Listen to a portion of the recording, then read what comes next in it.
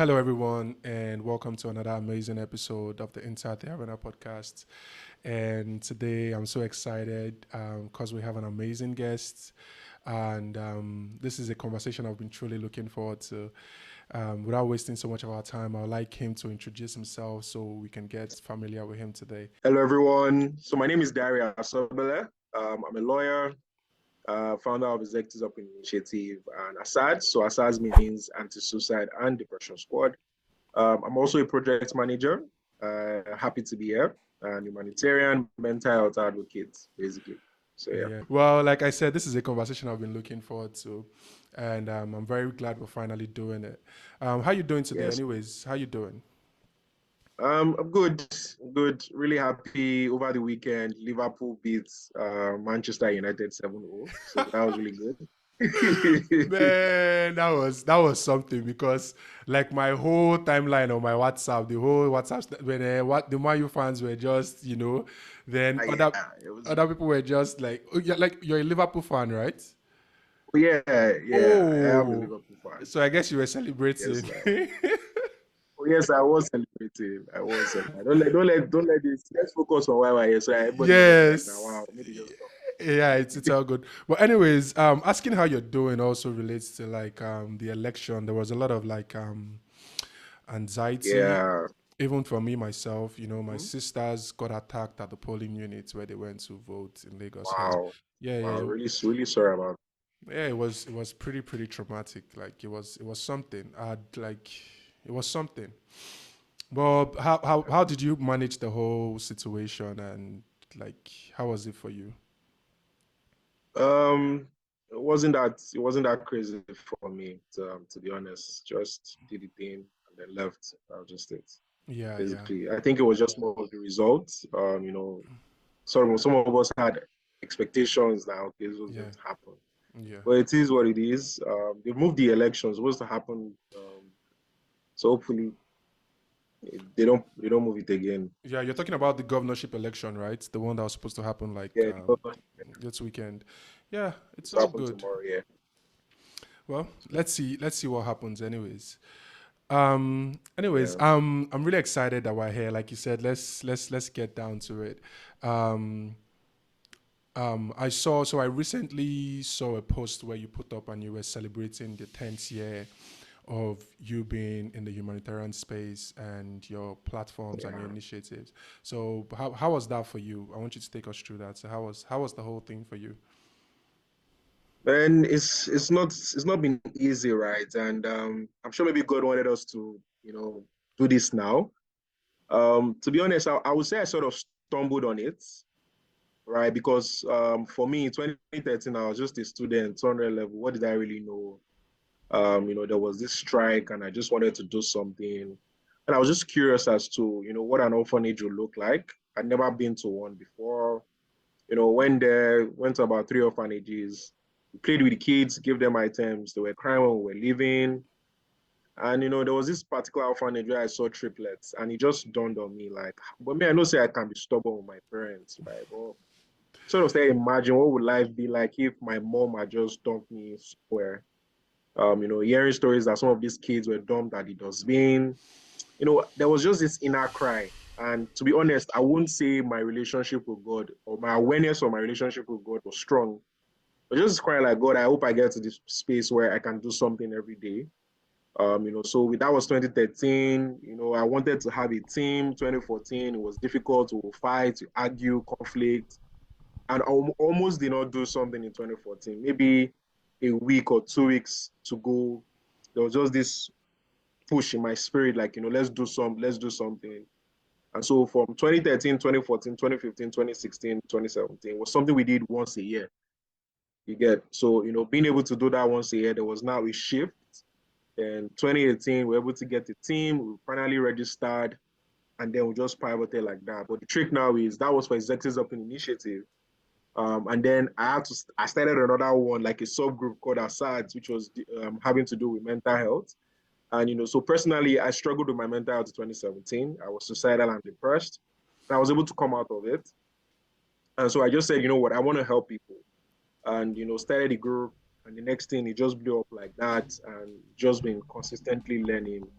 And so, in the last 10 years, we've made mistakes. We've never applied for a foreign grant. God has always provided. I can't tell you how money comes, or I can't, you know, it doesn't make sense most times, right? God has provided. All for me, it's just been about the push. How can we make this work? How can we create that enabling environment to allow people feel comfortable talking about their mental health, get the necessary help with professionals? How do we connect them to professionals? How do we create systems and structures that can allow people, feel safe in whatever given environment, whatever their mental health is, and just create platforms to help people. Bio for Executives Open Initiative has just been super amazing. We had to come up with innovative systems. We work on WhatsApp. People can choose their time, and all of those things basically. So it's been full of ups and downs. But when you look back, right? Because for me, I wasn't going to celebrate it. I was complaining to a friend, and she was like, "Wow, Dari, it means for 10 years you've showed up consistently, despite the fact that people don't show up, people will cancel, people will disappoint. You definitely still showed up for 10 years. You know what that is? Like nobody." So that sort of gave me the confidence to just encourage people, right? So for me, it's not like I have all the resources. People see some of the things, like they just assume that, oh, these guys have money. Nah, it's just about that inner push of just using my 5 loaves of bread and 2 fishes. Like, how can I make this work with what I have, regardless of what it is, and just help people basically. So that's just how it's been. It's been amazing seeing how many people have been able to help along the line, and just something powerful when people pray for you, when you help them, and like it just touches you, encourages you, right? It's not something. You know, I don't know how to quantify it. Just listening to the prayers, people appreciating you, or you doing something for them, it just overwhelms you, basically. I think that's just the feeling. So Yeah, yeah. yeah. I can almost imagine. But did you stop to realize that it was like, did you know it was actually getting to the 10-year anniversary? Were you keeping track of that? I wasn't right. It just realized that, oh, it's been 10 years, right? Wow. Because um I wasn't keeping track. I just realized, like, entering this year, that, oh, it's been 10 years. I was just talking about it, like, because I won't lie, there's been feeling of doubt. Are you doing the right thing? You're supposed to study law, practicing, you're doing this, you can't be a billionaire here. I don't know any billionaire, like, you're not making money. I was obviously trying to push and still having to deal with work, family, trying to push has been super crazy, right? So just done like, oh, it's been 10 years of doing this. So yeah, Yeah, and I knew you talked about not wanting to like acknowledge it or like celebrate it, but allow me to say congratulations once more. I think it's a thing of thank you. um, it's it's a thing of great accomplishment because Yeah, it's total selflessness. This is not something you're doing for the cameras or something you're doing for likes or something you're doing for anything. It's just out of the kindness of your heart, and that's just it will be one thing if you're just doing it alone, but bringing people along for that journey, right? Bringing people together to actually work together to accomplish what you sat down in your house or whatever time and you got that inspiration and that push that you wanted to put out something positive into the world. Having people buy into that and working towards that same goal is truly, truly yeah, remarkable. I manage a small team of my own. I can almost imagine what it's like because sometimes I see you guys have a crazy number of volunteers, and these people you have to organize them in order to do the right thing. And truly, truly, it's been amazing to watch. I came across you pretty late. That I found your profile and I found all your great works you've been doing online. But I was truly truly amazed and seeing the fact that, oh, we're almost at the same age range, and like this is somebody who's truly like putting it all out there. So congratulations once more, and I encourage you to keep going because you're doing a lot of still. positive and a lot of good out here, and I pray for the strength for you to continue to move on and to push on. Yeah. Yeah, thank you so much. This really means a lot to me. Thank you. Yeah, no, you're welcome. You're welcome. Truly, now we should be thanking you. So, Assad, right, Anti-Suicide and Depression Squad. Can you talk about that particular initiative and how it came about, especially the name, right? Oh Because yeah. it's So it's it's a very striking name. Like it just right there. Like how did that come about? so to be honest, I just think is I would say God a lot of times, and I know that people might be like, nah. So for me, like I've gone through stuff that I know that God is real.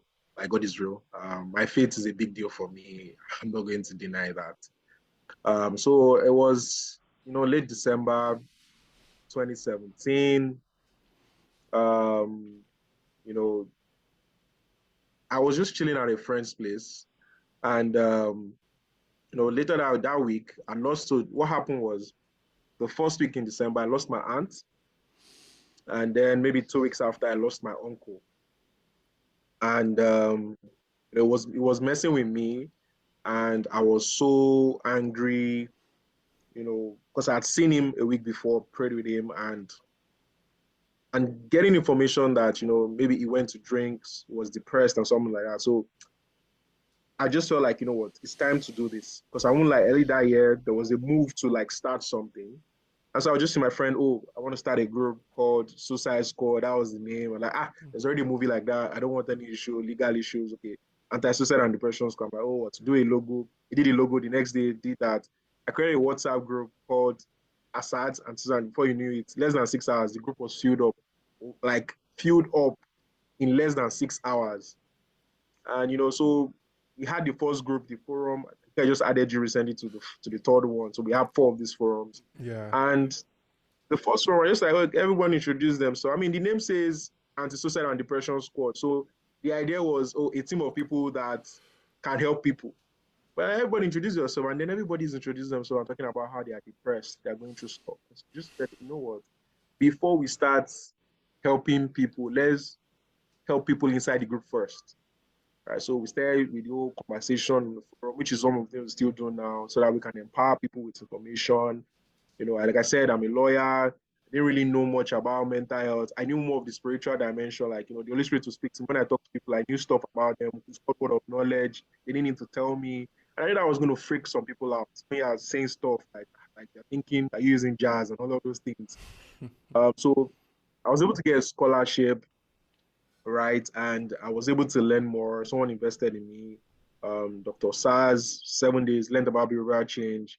I connected with a few therapists, and we had physical support group sessions, and that's how everything started. So right now, Asad has about four of these forums, and you have about 1,000 people on these forums. Every day we're having conversations about mental health. We have a couple of mental health events.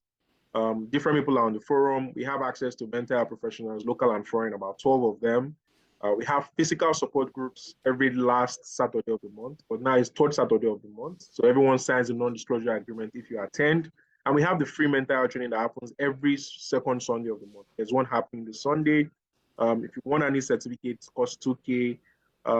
And then we also have a sad store where we go to rural communities to talk about mental health. Not everybody has Zoom or have platforms. They're not online. Still have millions of people not online as well. And then we also have our annual mental health space event.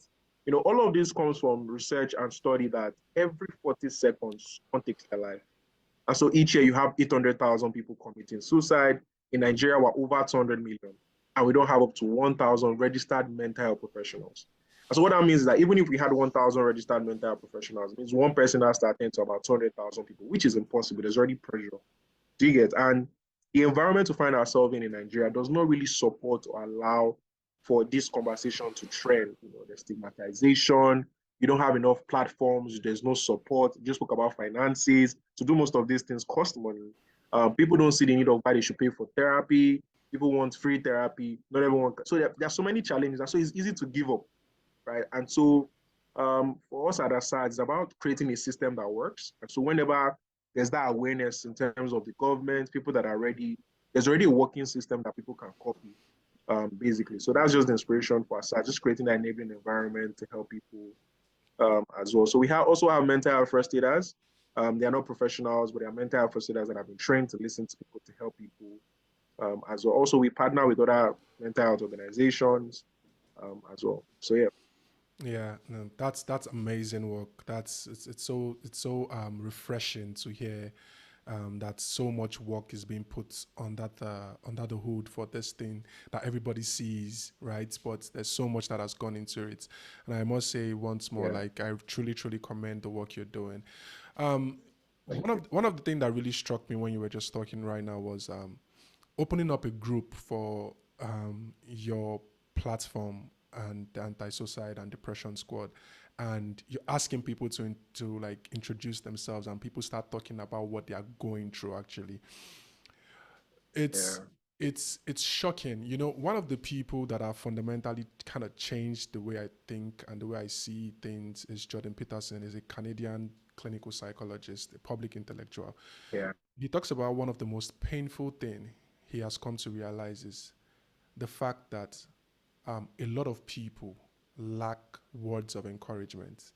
A lot of people actually go through this life without truly expressing themselves or finding spaces where they can truly, um, you know, they can be seen, be encouraged, be just a simple. I know you're going through something right now, and I just want to say you're doing just fine. Just keep pushing, and I'm there for you.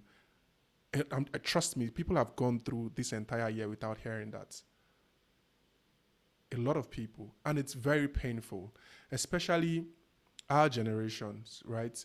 We came into this world in the time of social media and the internet, and all of these things were just going on at a time, and it's almost like we can't even find a spot to stop and just catch ourselves, truly understand why we are doing what we are doing, because society is pushing you towards this. Oh, you're supposed to go to school. After school, you're supposed to get a job. Then you're supposed to get a wife. Then you're supposed to then look at this. Then you like there's no break at all.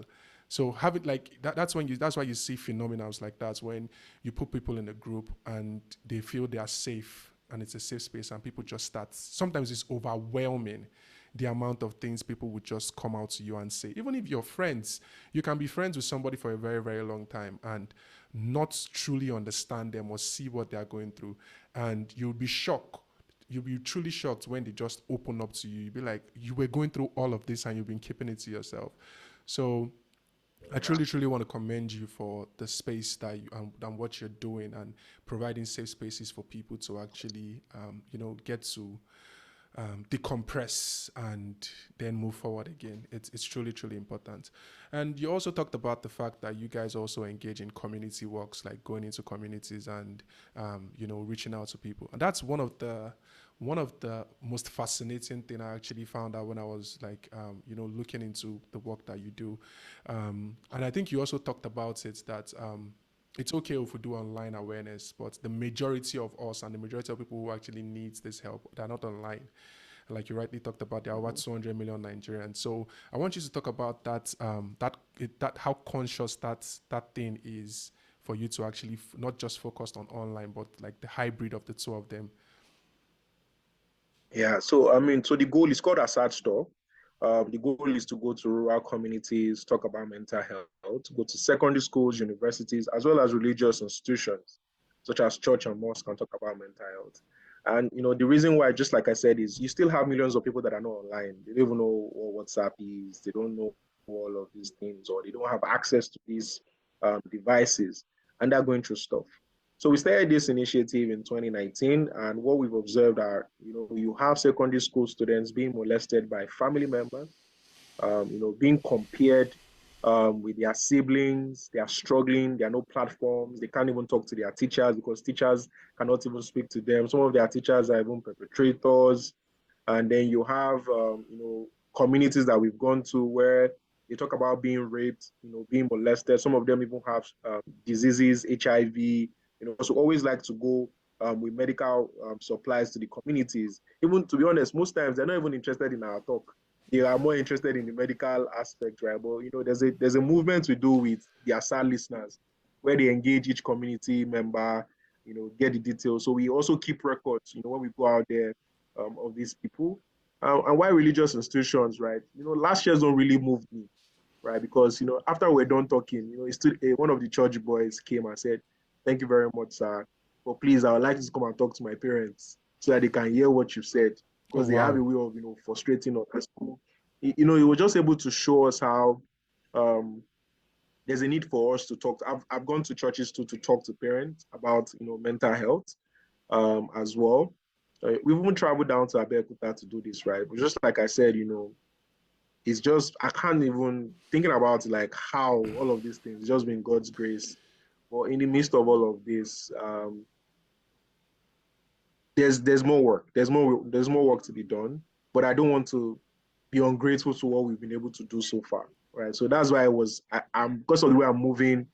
I've not been able to look back to see the work because there's just this push to want to do more and all. But like having this interview with you, it's like wow, like we've actually done this. Ebute, like looking at some of the locations we've gone to help people. So yeah, I'm also hoping that someone is listening to this wherever you find yourself. You can also do something.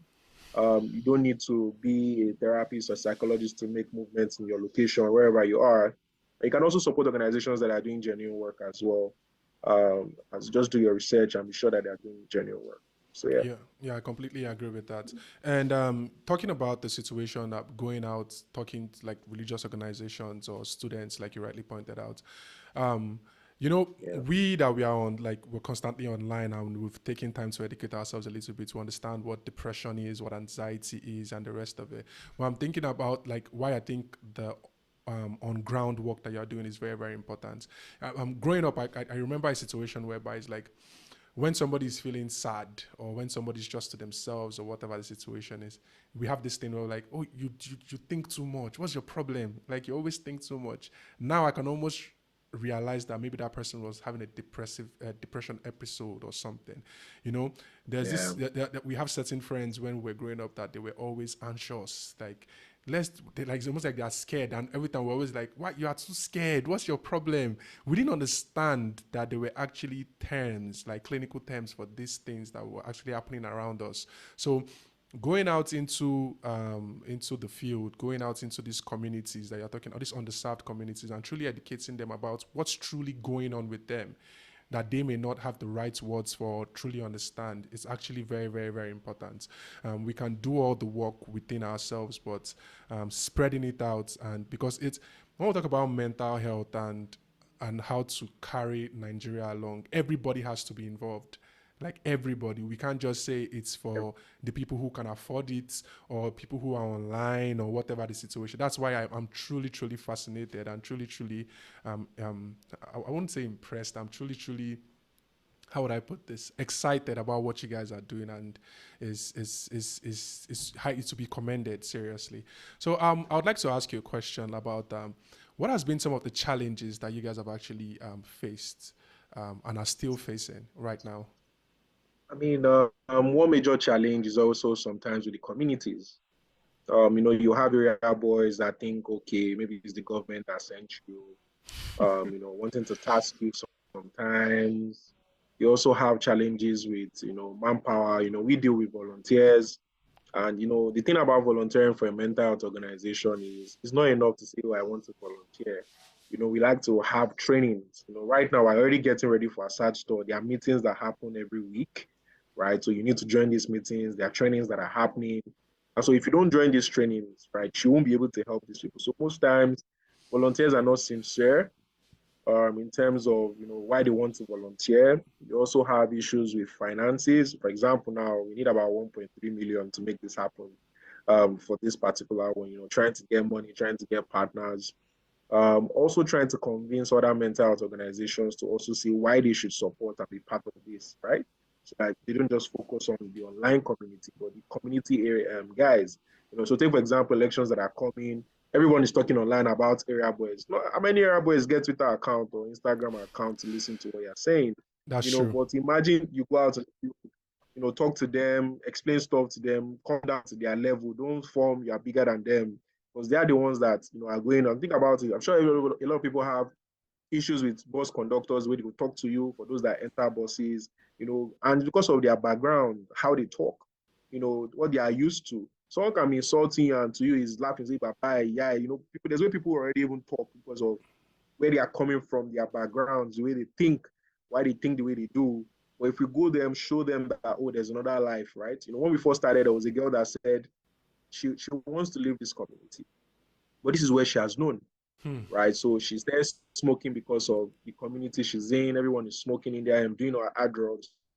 That's what she has known, right? There was a community member when we went to what's it called, Makoko on the water, and we wanted to say, let's take you out here. What would you like? The guy said, he doesn't want to leave here. Just give him 1,000 naira. He wants to buy smoke, sit down, and enjoy himself.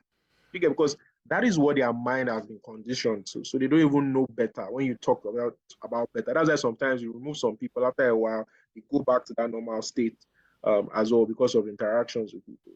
So yeah, these are just some of the challenges. Community members can be difficult, finances, also manpower, and yeah, collaborations as well. So these are some of the challenges that we had and we still have. But one way or the other, we always find a way to still push through, regardless. Yeah, you're completely right. It's just the dynamics of the country and what people have come to be comfortable with, what they've known all their life. I Yeah, once had a conversation on this podcast with Anu.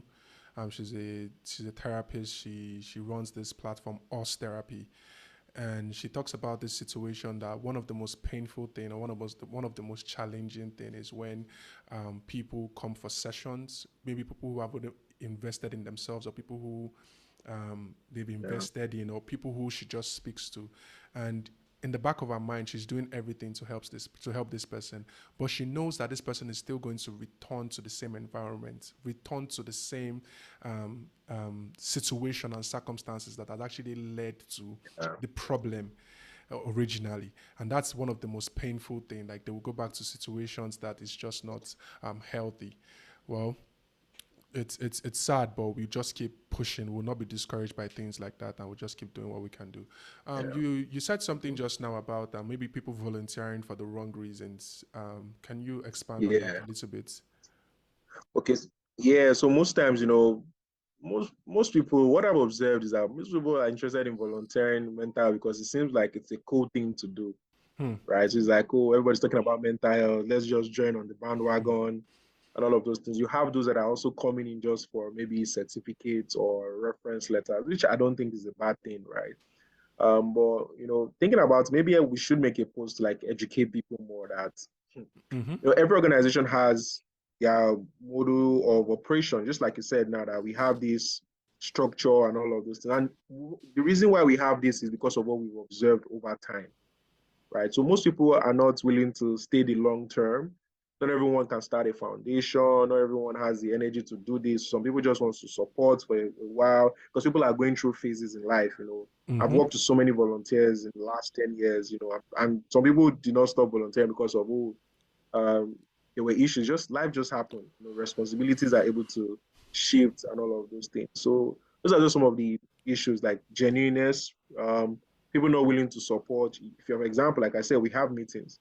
If you don't join meetings to learn more about what's going on and things change, how will you know what to do? Do you get what I'm saying? And also being able to support as well, sharing flyers, just all those little things that I just feel like, why waste your time in the first place? You could as well just have not volunteered for the project.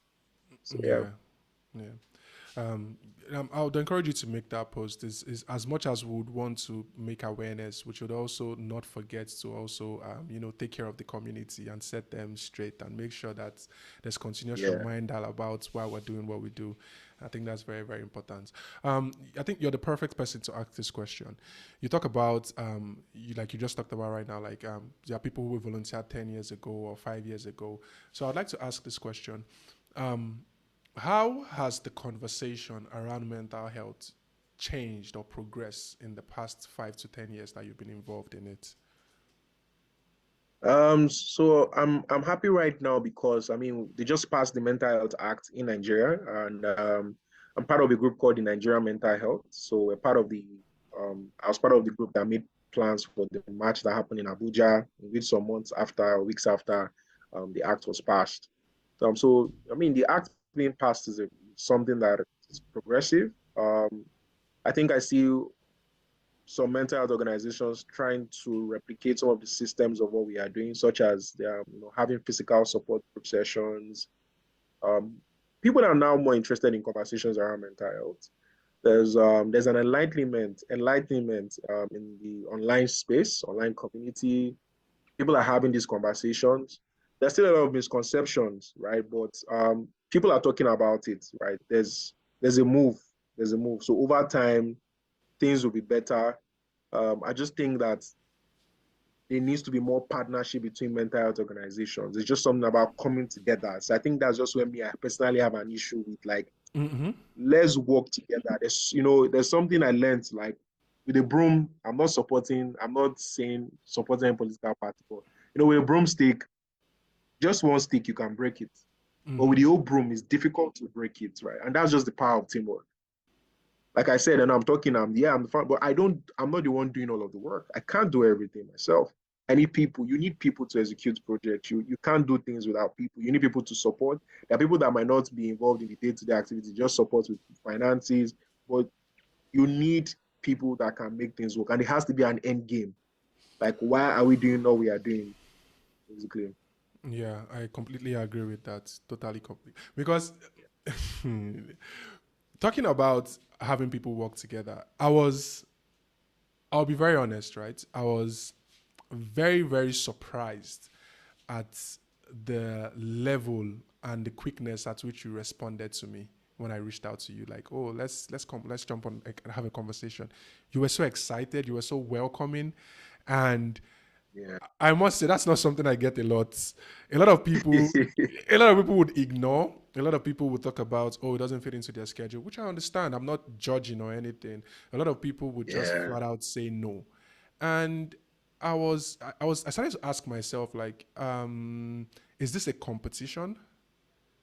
Because I was almost confused. Like some people, you would actually get that kind of energy from them, and I'm like, okay, fair enough. I'll just keep, reaching out because the only thing I'm just interested in is just having practical conversations that could maybe Yeah. move the needle a little bit. That's just all. I'm not a professional, um, so I can't offer professional help in that sense. Okay, what can I do since I'm moved to actually do something? Okay, what about having a podcast where you can have an honest, practical conversations about mental health, life struggles, challenges. We can tackle some of these misconceptions and break the discriminations and the rest of it. And I'm just like surprised sometimes is like the response you get from people and the energy. So yeah, I would say thank you once more for like the way you But, the way you were but like, yeah. allow me say something to you and say something to someone, one or two people that are listening to this that also want to start. Mm-hmm. That was how it was when I was starting. I reached out to a couple of people. Some of them are not even following our page now, but I'm just like, okay. And the truth is that you can't give up. So one of the reasons why I also I checked out some of the things you had done, and we spoke aside during the last time, Yeah. and I could sense that this was coming from a personal experience. There's just something. One thing I've seen is that when you see people push the way we do, is either from a personal experience or something we've seen. It's Mm-hmm. not ordinary. Not everybody can get it, and so I connect with that. Do you get what I'm saying? And I know what it's like. When that's why sometimes when I first started, I reach out people to tell no, but I just feel like I'm just led to just push. Do you get what I'm saying? So I'm encouraging that please don't give up. I'm not telling you might not reach out to some people after this. You still not get no's, but Yeah. you will definitely get people that genuinely want to help. But one thing I'll just say is that check the motive of these people. Most times people are good at writing stuff, but they are not genuine about what it is that they are doing. But when you find people that are genuine and I just like your approach, you reach out, from that conversation, you've done your homework, it even shows that like you've done your work about this person. And so once you use that style, like what person feels like, oh, thank you very much. Because this space is not a space of, for example, most of the therapists that I work with are even willing to give free therapy. You've said to me, oh, Dari, thank you so much. Because of your platform, people reach out and like, oh, Asad this, Asad that. So it's about point people in the right direction. And it's most times people don't understand. Even aside, it's not about me. It's Mm-hmm. about the people that need help. Right? Exactly. This podcast is not even about you. It's about people that need to listen to this and be encouraged. You get what I'm saying? So I'm also using this as an opportunity to encourage someone. Start on your WhatsApp status, encourage someone. On my phone, I send BCs almost every day. I've not Yeah. been consistent this year, encouraging people in the morning. If you feel led to check in on someone, check in on someone. Because the truth is that people are going through stuff. Mm-hmm. Just a random call, someone just checking in on you, send a voice note. Just be nice to people, to be honest, right? And it's not easy starting something. I know what it is, like, the discouragement, no support. So I just want to say let's push, right? Yeah. Let's push, keep listening to podcasts, just know your why, like why are you doing this, right? Why are you doing this? And just keep pushing and learn along the way.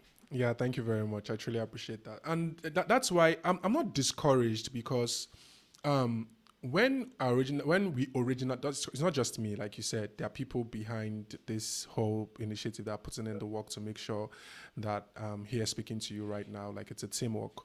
When we first started, I reached out to Kafi, the dancer, right? And she responded. She was very excited and she came on. So it's not like I've not had people like I've had Ekpe Udo. He was originally drafted by the Golden State Warriors with the sixth overall pick. He was a lottery pick. He actually came on. I've had Akinola, who's like a NFL retired player who played for the Dallas Cowboys, the Dolphins, and the rest of. So like, and people also That's like people respond, people come on, people we have conversations. That's why it's like it's not tailored to a specific type of like conversation, right? It's just let's just have a practical conversation that might be useful to anybody. So that's why that's giving up parts. But thank you very much for that. But that's not.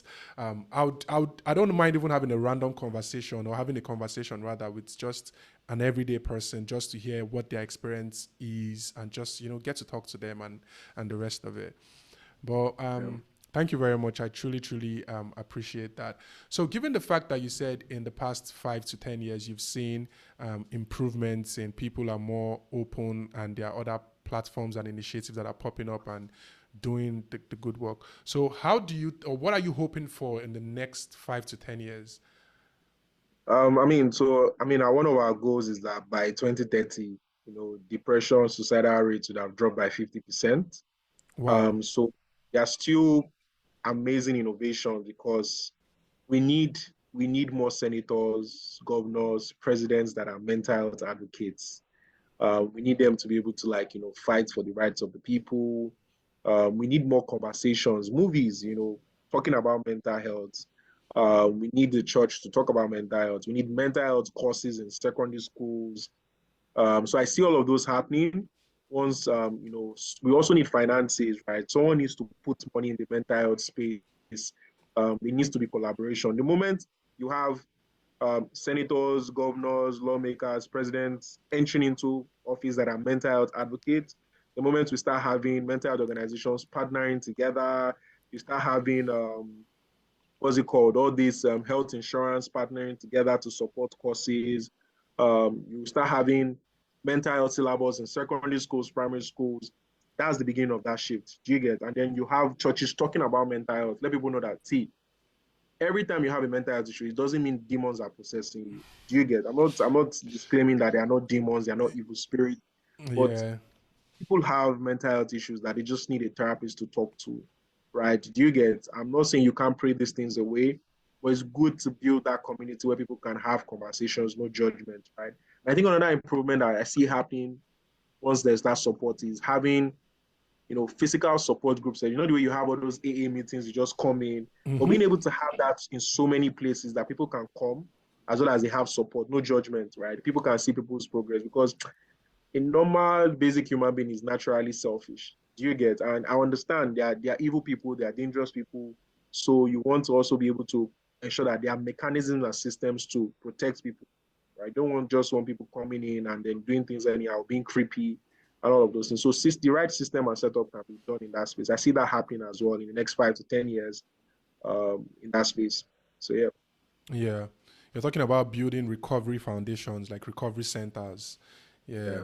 Hopefully, I don't think we'll have one yet. Hopefully, I think I'm praying for that also to happen because support groups is one of the many, but one of the very, very effective ways that people can actually recover, move forward, and make positive changes in their lives. Because one of the things I actually noticed is understanding or realizing you're not alone is a very, very important step towards recovery. True. So people need to see for themselves that they are not alone and that other people are actually going through the same thing. And you did something of that nature by going to the prison, right? Because I saw a Yeah. post where you talked about um, going to the prison and talking to over 200 inmates. Can you talk about Yeah. what that experience was like and how that Wow. came Like, about? yeah, it was really emotional, right? So in Executives Open Initiative, which is the parent organization, we already started going to the prison since 2017. And we started going to prison because of Lamborghini. Lamborghini is my friend. The Ling and Lamb, I think, is really popular on TikTok and Instagram Yeah, community. Facebook and So the rest. yeah, I met him 2016 during the charity since 2016. So he spoke to me about his work in the prison, and I was really amazed, and was able to go there. And when we went there, I mean, when we went there 2 years ago, and then last year, we decided to start having the mental health conversation with them because these are men and women. So there's the female prison, there's the male prison. So, they are locked up in a place.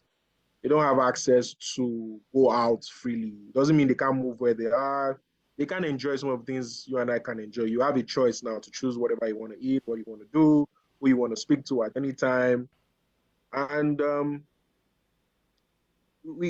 I was happy that we were able to teach them techniques on how not to lose their mind in that place, right? For them to be hopeful, but also able to preach the gospel to them. But also they were very receptive to seeing how their subconscious can transport them to places, right? So we did a couple of techniques, how they could tap into their subconscious mind, and also learn more about mental health, the need for support. I think we also encourage them to have support groups in that place as well. And when we listen to some of their cases as well, some of the reasons why they were in prison, some of the things that they had to do with, people confess that they had committed the crime, they were at the wrong place at the wrong time, and all of those things. So yeah, it was really emotional.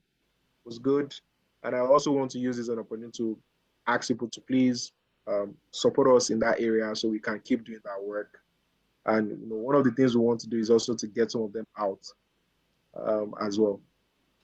So Yeah. yeah, Yeah, I truly commend you for doing that. And yeah, I hope people are listening and people are willing to help support in that aspect because it's very, yeah, very out of sight is out of mind. It's very, very easy true. to just forget that there are people locked up in a particular place, some deserving of it, some maybe not. We don't know. But still, everybody deserves a chance and a shot towards redemption. And I truly, truly believe that. Um, Someone can almost not you can directly make the argument that when you talk about inmates, if you want to talk about the direct opposite, you talk about the people who put them there, like law officers, like the police.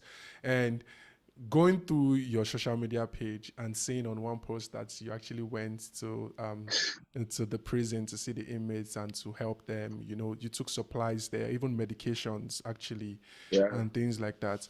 And seeing another post of you going to the police station, this time for the police officers themselves to actually offer them things and speak to them and have that relationship with them, like that was truly truly amazing. Like you are scrolling, right?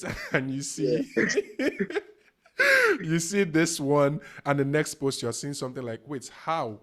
Oh, this person is truly intentional about what they are doing, right? They are bridging both worlds, understanding that there are two sides to each stories. And even if we have terrible relationships with the police, right, we have to actually understand that if the police does not exist in our society, then we have anarchy. yeah. There are a You strong got there are strong deterrents towards, because anybody can step up and slit your throat or pick up your phone or do anything. And some of the reasons why they don't do that, because they know there's punishments for that. So as much as we want to call out officers who are actually in the wrong, and which we should do, which I'm very, very glad a lot of Nigerians are speaking up. I'm glad the fact that people can record their encounter, negative encounter, and such police officers in most cases these days are being disciplined. But I want you to actually talk about why and how that came about and why you decided to do that with your team. Yeah, I mean, so just like you said, right? The truth is, I have friends that their parents are police that I know they are not bad people. I mean, it's easy for social media to say, "Oh, all police are bad." And I'm not disputing they are not negative ones. Just like you said, they are good people. I'm sure if you saw the videos, they were really happy. Just imagine you are working to protect people and then they hate you Mm-hmm. because of some things that people do. I mean, there are people that steal money and commit crime just by their biro, by signing. Mm-hmm. They are not in prison, Mm-hmm. right? So even the crimes they have names. Stealing, say siphoning. When someone says siphoning, big money, but stealing small. Share you get even from the crime itself, you can hear that there's a difference, basically, right? But just to let you know that not everyone is bad, right? And I'm really happy that we did that, right? Just to show them love and care. And even from this conversation, maybe we might do it again, right? Just to, and what we did was we went to different 8 police stations. I mean, we planned for 12. I think we are able to do 8 different locations. And like 10, yeah, there was 10 locations where we did it. Because I won't lie to you, there was a police station that they didn't want to receive our gifts. They didn't want to receive our gifts. Oh wow. Uh, Why? yeah, so they just felt like they couldn't believe, that feeling that it doesn't people that are come and show us love and all of those things, basically. So, and that's what has happened. And you to be honest, like it's just natural. Like not everyone has that Christian spirit or heart where you know you are trying to love someone or protect someone, but that person hates you or speaks ill against you, basically. So I'm also just using this just to encourage people. Maybe a police officer is watching this, or your mom is a police officer. You can even show them this link to come and watch. And I just want to say thank you to those in the forces that are trying. I know it might be discouraging, especially with the pay and all of those things. And we also know that not everyone is bad, right? Even in life, we have good people, we have bad people. Not everyone is good, not everyone is bad. So yeah, just Yeah. showing love.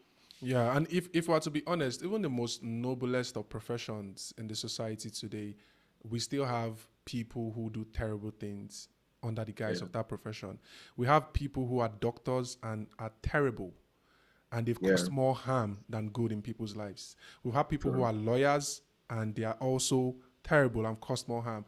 One of the conversations, the conversation I've had the most backlash from on this platform is the conversation I had with Benjamin Hundeyin, the Lagos State Police Chief Spokesperson. I had a conversation with him where we titled it "Middle Ground." We're talking about some of the problems and the bad experiences that Nigerians encounters that Nigerians have with the police force, and I'm trying to see things from his perspective. Have him tell me, and it was almost like people were like, "Oh, you're just creating a scene for him to spread their propaganda to say this whatever, or yeah, you weren't asking him so much tough questions and you were just letting them off the hook and whatever." I'm like, see, I'm not here to call anybody out. I'm just trying to have a practical conversation. I'm not Yeah, making excuses for anybody, but it's okay for us as a society to actually have conversations and see things from both sides. It's very, very easy to sit in your own world and be in your own bubble and only see things from your perspective and condemn the world. It's very, very easy. But then again, what if your father or your brother was a police person and you know that they are not the same as the officer who harasses people or who does unspeakable things with that same profession. So that's why the conversation was like middle ground. Let's have a conversation and let's see how we can all move forward as a society. I'm very, very excited the fact that Nigerians have some level of confidence that if they can record a negative encounter with police officers and put it online, that they can see that they can get some form of justice. That was never the case before. So whether we like it or not, we are progressing and moving forward as a community, as a society, right? Because there's some level of accountability, even if it's true. not 100%, and it's not perfect anyway. And I'm very, very happy that we are, and surprisingly enough, we are working with the police to actually create a better society for ourselves. It's not just going to get better overnight, and I know, if we keep at it, we're going to get there slowly but surely. But it's okay for us to acknowledge the fact that we're actually getting somewhere, and I'll say that anytime and any day. Yeah.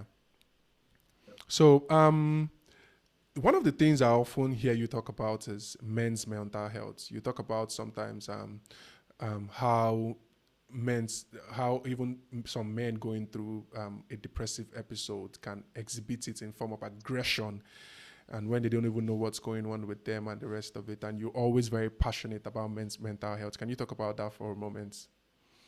Yes, I mean, growing up, and I'm sure you can relate to it now, the world just expects that men are supposed to do certain things. This like unspoken written law. I don't know where it is written, Mm-hmm. right? Growing up to the old men don't cry, you can't show emotion. Once you begin to talk or you seem like you are expressing yourself, it's what you call mansplaining. Or how do you say that thing? When a man is talking too much or expressing himself, say this guy is an emotional guy, you know, like the society seems like, oh, as a man, you cannot be weak, you're supposed to provide, you have to be on top. And so many people have even committed suicide, many men, as a result of not being able to live up to this expectation, right? So there's a need for the society, including men, because men sometimes castigate other men that show weaknesses. And so we need more men to be, sensible, more men to be emotionally intelligent to other men. We need women to pay attention to their men, to create an enabling environment for them to be able to like express themselves and not being judged or words that they say in that moment of weakness used against them. You get what I'm saying? So imagine someone expressing themselves all of a sudden, you use what they say against you, or they use it to insult you. So it's about creating an enabling environment, right? And that's why most times it's easy for guys to connect with the opposite sex that allows them to be able to express themselves. Once a guy now you find someone that can listen to you, talk to you, it's easy to catch feelings, sharp, sharp, right? And just wanting to be in that environment, someone that gets you. And a lot of men need that right now, right? Especially since COVID, a lot of people lost their jobs, people cannot provide, people died, people are dying. A lot of men, right? People die normally, right? Men, women, but I'm just saying, but the truth is that the world we live in, so, a man is seen as the provider, is the head of the home, but nobody understands the responsibility, the burdens, or things he has to go through, and the environment is not really supportive of men. So that's why I'm a very big advocate for men's mental health, creating an enabling environment for men to be able to talk, express themselves, and more. Yeah. Yeah, I completely agree with that. We more men need to actually speak up. And talking about the situation where you said it's almost like more men are becoming closer or friends with the opposite sex because they can express themselves and allow themselves to be vulnerable. I also hear the same arguments from women. Most of my friends who I know who are women say their best friends are males. Like it's surprising when you hear these things because they feel they can also express themselves to an opposite sex.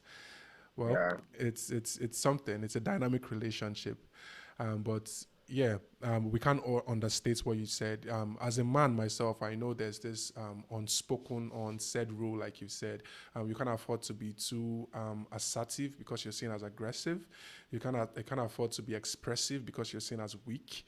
And there's a situation whereby society expects you to make money, have money, because you don't get respect without that, have this accomplishment, have that. And I'm not just saying like life is harder for men than the opposite sex. I'm just recognizing that fact as a man. I can speak from my own experience. I never Yeah. belittle women, or I never mock at it or give the side eye when women talk about their experience and what they go through and how the world and society expects them to be fragile, not assertive, not Yeah.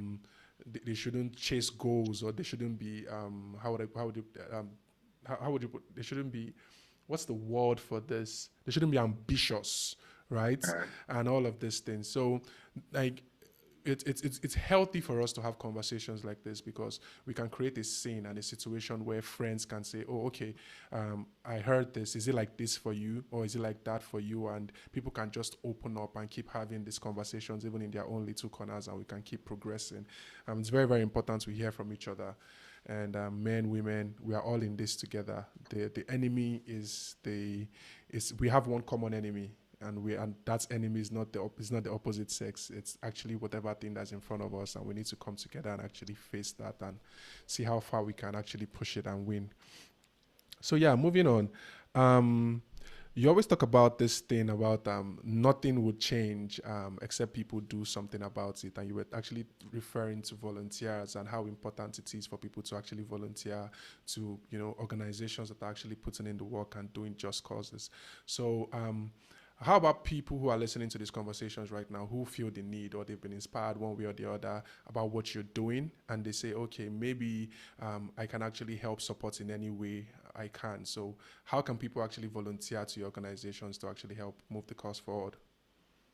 Okay, I mean, so just check our social media pages, Instagram, Twitter, just Google ASADS, Anti-Suicide and Depression Squad, or Executives Up Initiative, whichever one. We're currently recruiting at the moment. We recruit every quarter. So we're about to recruit for the second quarter that's coming. So you can sign up. But in as much as I want everybody to sign up, I think I just want everyone to be genuine. Like, why do you want to volunteer? Do you understand what it takes? Also, you can just volunteer by donating to the organization's account, which are literally on our social media pages. That's one way you can support. And if you can connect us with partners, send us an email either at anti-suicide and depression squad at gmail.com or executivesinitiative at gmail.com, or pray for us. I think I prefer prayer. People will say, nah, I've seen what I've seen what prayer has done. So you could pray for us. Just pray for us every day. Pray for me. Pray for the leadership. Because I don't do this alone. We have so many volunteers across both organizations. We have over 100 volunteers at the moment that are working. So we've so many things are happening here. So just pray for us. Support financially. You can commit a certain amount every month, even if it's 1K. It's really go a long way. So that we can keep doing what we are doing, keep helping people. And if you really want to volunteer, I mean, we need graphic designers. We could pay a lot of money for graphics, Yeah. photographers, videographers, yeah, projects managers, so we can have projects. But most importantly, make sure your vision or whatever you are doing aligns with what we're trying to do. For Assad, do you understand the issues with mental health? Do you know why we are doing what we're doing, our activities, and all? And it's not really difficult. I mean, we already have a calendar for the year. We have a calendar for our meetings. Like we have our structure. Right? Just, I mean, there are sacrifices that have to be made, right? So volunteers give 2 hours every day from Monday to Friday. So that's 10 hours a week. Can you commit to doing that? Some give more, some give less, depending on the department that you join. But once you fill the form, you will sort of have an idea that, well, there's work to be done, and Mm-hmm. all those things. So yeah, so it just depends on the person. You can support financially, volunteer, whatever works for you. Pray. Yeah. Yeah, I love the fact that you not only talk about financial support or people volunteering, but also talking about how people can use their skills Yeah. and their passion to actually support what you got going. I actually think that's very, very important because there are a lot of people who actually feel the need and the urge to help, to do something, but they don't know how to go about it. True. Yeah. And it's very, very important for us to point out the fact that the World Health Organization, for example, it was somebody that designed that logo, right? It's somebody that updates the site. It's somebody that keeps the servers running. There are photographer teams who go along with these people and document what they are doing and the Yeah. impacts in the world. So that's very, very, very important. So even if you can't dedicate your time 2 hours a day, like he mentioned, even if you feel you don't have the financial assistance or you're actually going through a hard time by yourself, you can still support in various ways. And that's very, very Yeah. important for us to point out to people because people actually need to know that. So, like he said, you can go to their websites and their social media pages. I'm going to actually link those pages and the websites to this episode so it will be easy for people to actually find and people to just a click away instead of just in case you don't remember or Yeah. just in case our accent is too strong for you. I know Yeah. you're not hearing what we are saying. So, yeah, that's very, very important. But then again, I also like to ask for people who actually need the help and they just say, oh, I'm going through a hard time, I also need the help, how can they actually find this platforms where you have these free resources, these free useful resources, and Okay. people who are willing to help them? How can they actually join those communities? All right. So we have a Telegram community. I'm hoping you can drop the link. So anyone can join the Telegram community. So more information will be posted there. as well. Also, we have events from time to time. They can always follow us on our social media pages. Most of this information are on our social media pages in terms of how they can get help or join the community or use the free resources as well. Yeah, So yeah, wonderful. Speaking about events, I believe you guys have something coming up this month, right? yes, yes, yes. Yeah, do you mind maybe talking about it a little Okay, so bit? yeah, so we have a free mental health training that is happening on the 12th of this month. Um, by the way, my birthday is March 13th. But yeah, just aside here, we also Yeah. have the physical support group that is talking about father-child relationship. A lot of people are suffering and dealing with, daddy issues, whether a man or a female. So we're trying to address those issues. It's an intimate session. Everyone signs a non-disclosure agreement. It's 2-5. It's going to be happening in Yaba. And a therapist will be handling the session. And then we also have conversation and chill on that same day. So it's two events that are happening on that day based on logistics, right? So the other event is called Conversation and Chill. Will be happening at Ikeja. It's 7K. It's going to cover feeding, photography, and then the therapy session that will be happening there at for those that sign up. So yeah, that's just it for this month. Yeah, Yeah, and that's coming up on the 25th, right? yeah, 25th of March. And you talk about the fact that your support group event comes up every third week of the month, right? Yeah, Yeah, that's we very, thought very we important for people to yes, actually know. Yeah, I'm yes. really glad about that. So, rounding up, what would you like to leave our listeners with as we round up this conversation? I just want to leave the listeners with this statement that so far you have the capacity to help someone or make life easy for someone, please do it. Right? Don't underestimate or feel like, oh, what I'm doing, I'm not making impact. You don't need all the billions to do. Yes, if you have it, fine, please do that, but one compassionate heart at a time. Talking to someone, helping someone. But most importantly, please take care of your mental health. Like it's very important to take care of your mental health. Don't just say it's like, oh, yeah, but take care of your mental health. Relax, watch movies, rest, sleep, make sure you think clearly, right? Because once you're in that bubble, that dark space, you really can't do stuff. Also, please speak out. Speak out. There are organizations out there, speak out. In case you are listening to this and you're depressed or suicidal, please reach out. Fill the form, make sure you are good. Fight, like shout. Before you give up, try again. Maybe people have disappointed you, just fight and I'm sure you'll be better and you will testify. I want to see online that years from now, oh, I listened to this PeersArena podcast where one guy spoke, and after listening to it, I joined the platform, and I feel better. So yeah, let's look forward to those conversations 5 years from now. That things are better because you listened to this episode. So yeah, Yeah, yeah, I really, really agree with that. I say a big amen to that. yeah, Yeah, and also I would like to say, as much as he has talked about people should speak out and people should not give up, even if they've tried before, they should try again. I would also like to encourage every one of us listening that we can also be support or be a supporting pillar for other people. And the little we can do, we can yeah. create safe spaces in our friendship, in our families, and we can all make the world a better place one step at a time. And with that, I would like to leave us with a quote from our guest today, which simply says, there's no competition for making the world a better place. We need everyone's hands, minds, skills on deck. And yeah, I think that's about it. Thank you very much, Dari, for taking the time to have this conversation with me. I Yeah, truly, well, truly appreciate it a lot. And I'm very, very sure we'll do this again in the future. yes, I can't wait Yeah. now. Anytime, anytime. I'm Yeah. part of your ministry. I'm always here. Like, thank Yeah. you. Yeah, thank you very much. And I'm looking forward to this weekend's match. Let's see how Liverpool performs. Abby. Yeah. Take care, bro. All Yeah. right, take care.